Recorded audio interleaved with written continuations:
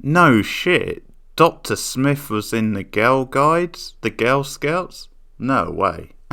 Welcome to this Lost in Space review. Lost in Space, Season 3, Episode 2. The episode is called Contact, so full spoilers from the start.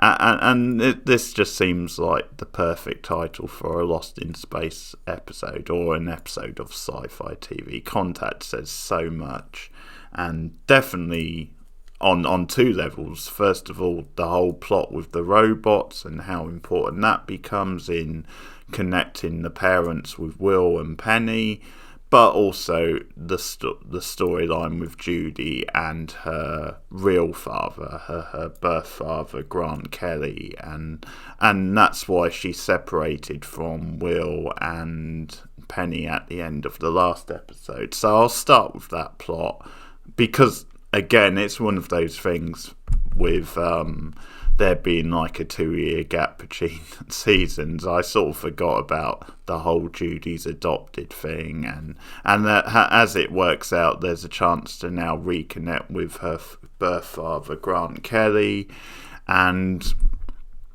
although some of the scenes with them in this episode gets a bit on the cheesy side, I guess that fits well enough, and it's hard not to be moved, and you're so invested, or at least I am, with Judy as a character at this point, then you just go with it, and it works so well, and it's some great character growth, and I think so far this season, Judy as a character has just been really impressive because of how she stepped up as a leader and just all this sort of growth. It's so funny actually when you look at like the actress, because the actress is in her like late 20s, which is sort of in contrast to like Penny and Will, because with Penny, like, the actress is like 20, which is roughly the age she's playing, and Will is obviously, sort of younger than that, but I guess it sort of goes with like just the fact that Judy in this case is like adopted, so that sort of works with that. But no, really, really good episode for Judy. I really like sort of the nerves when she's like preparing to talk to Grant, and that thing of like practicing what she's gonna say to him. And I mean, this is like, out of all the ways to like meet your birth father, this is, I don't think this would be high on your list of ideal ways, because of course he's been like cryogenically frozen, he's like lost his crew, hasn't seen them for like 20 years, and it being woken up after 20 years, and it's sort of like a dual sort of like purpose, where Judy wants to bring back people to help with the flight sort of thing and getting things back up. So it's sort of bringing back people, men they can use, or in this case a man, but also she wants to meet her birth father, and at first she doesn't come clean with him, she just like gives him like the story, and obviously gives him the truth in a way, but leaves out the part about, hey, I'm your real daughter sort of thing, and just the conversations with them, it works really well because they sort of talk about their upbringings, their hometown, and it turns out they bond over Rocky Mountain ice cream, which is so perfect. They both love it, and gradually she slowly sort of opens up, and without actually saying it, she confirms to him who she is, and it's actually beautiful, even though it does get sort of kind of cheesy at times, but it works with what the show is. And once again, I think like in the last episode with like the mountain stuff, I think the stuff with them in the space buggy like coming back, and when things start getting a bit tense and it like goes out of control, and at one point Judy's like hanging off the end of the space buggy, and once again it's all very like exciting and tense and quite thrilling. I think they do use the budget well in this show. I guess there's certain shots where it looks a little bit phony, but generally speaking, I think scenes like this work really well. And I think this is shaping up to be a strong season for Judy, a really like progressive season. So the other main stuff, which I guess is like probably the main plot in the episode, is the stuff with Will, Judy, and the robots. I'll just say it that way, but I'll sort of say that.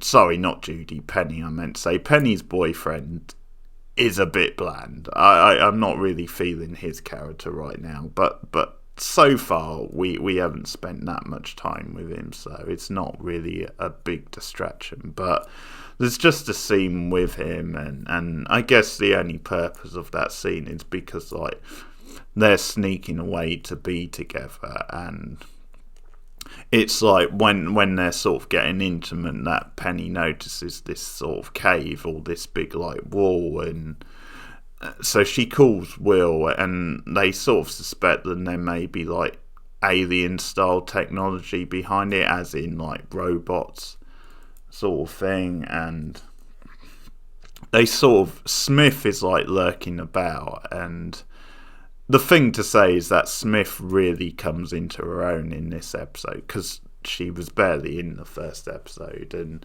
we see some classic sort of Smith type lines and traits, but I mean she's holding the rope for them when they're going into like this sort of this, well, whatever you want to call it, this sort of like rock type place, and it's like, well, should you be trusting her holding the rope? And there's some great back and forth with her and Penny, because you have like the stuff about her being like, because she mentions, hey, I'm good at this stuff because I was in the Girl Guides, and Pen's like, you were in the Girl Guides, and it's like, yep, is that so hard to believe? But Smith has some good lines in this, and once again Penny does as well.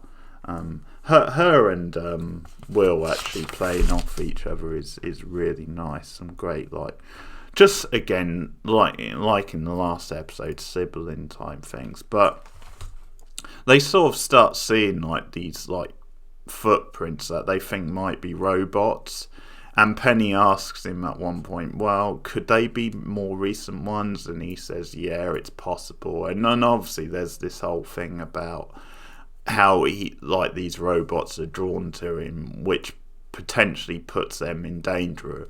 And at the same time, it sort of keeps cutting between the plot with the parents, with John and with Maureen, and they're with Don, and they're like searching for like this robot. So basically they find out that these robots have like scattered parts, so they're sort of planning to like assemble one of them and to try and control him to like work for them, to like guide them to the planet. And there's actually a lot of fun with Don in this episode. Some of his like sort of like comments when Maureen has like this plan, and you know, he obviously thinks she's nuts. And there's even like a Pet Cemetery type reference, which is just great. You're gonna reassemble like these robots? Did you not see Pet Cemetery? That is a glorious reference. And but what ends up happening is they end up linking. They end up like, the robots end up like, because like the main robot is in the cave with like Will and Penny and Smith, and then he uses like the other robot who are with the parents to like, as like a communication between the two, so they actually get to talk to like their family between them for a brief period. And then it's a clever way to sort of like just give them communication, and just a good sort of way to use like this plot with the robots. But one clever detail about it before it cuts out is that Will doesn't mention to the parents that Smith is still alive, and Smith plays on it. It's like, well, is it because you didn't want them to worry that, hey, are they safe with Smith? And Will's like, oh, interesting theory. And he doesn't confirm it one way or the other. But as I said before, Smith really really comes into her own in this episode, because I think what's good about her now is at this point we've at the very least seen enough stuff that maybe suggests she can be trusted, or at least she is a bit more on the good side than the bad side. But you still have the classic Smith-like mind games, and obviously you can't completely trust her, because she starts talking in this like certain lines about, because obviously Will is sort of saying, because the robot finds out that this is where he's from originally, this is his home, and it's sort of his ancestors are like no more, and they sort of think, well, he's sad and that, but Smith sort of starts saying, well, why do you have to assume that he's sad just because this is where he's from and no longer around? And she says something like, well, sometimes it's for the better, sometimes it's best that way. And again, some of her lines in this are just like classic Smith lines, where you just think, is she manipulating the situation? Is she like playing mind games, or is she being upfront? Like, is this what she really sort of thinks? Because she starts like dropping these lines that almost are saying, you can't trust me, don't think you. And I think they're the sort of like lines where it could be the character putting up a front, where she's like too proud to actually admit that, hey, I'm a good guy now, I'm actually on your side type thing. Or they could be actually her being blunt and being honest. It's sort of quite hard to read, but they're great lines. And obviously I'm glad Smith is still around, because hey, Parker Posey kicks ass. So, but we also find out, or we also know, that the evil robot's cell is something like that is still around, and we see him at the end. So even though there's a bit of like light and sort of hope with the robot thing, and that maybe certainly Will believes that they might not necessarily be, or they can be controlled at least, because his whole thing is saying that we can convince them that maybe things are different now, so like the original instructions which they had, which was obviously to go after humans, we can maybe make it clear that's no longer the protocol. They don't need to live like that. They don't need to. That's not necessarily the plan now. And obviously that's open to debate if it actually will work out like that. But obviously the villain robot from last season is still around. We see that at the end. So at some point there's probably going to be another meeting between him and obviously the main robot. So yeah, really strong episode. I think pretty much everything in this episode was good and solid and was doing something. And obviously I said the first episode dragged a little bit, so I think really got more into the groove. So that's Lost in Space, second episode of season 3. Let me know your thoughts in the comments below. Please like and subscribe. Share me out on social media. I'll be back soon with the next review of Lost in Space. And also support me on Patreon, patreon.com/borednow. And if you want more new TV reviews from me, I am covering the sort of return of Dexter New Blood. So I'm sort of reviewing that weekly, nearly halfway through Dexter New Blood, or like the first season of it, or season 9 of Dexter overall if you like. So you can check out those reviews if you're a Dexter fan. So yeah, thanks for listening. See you guys later.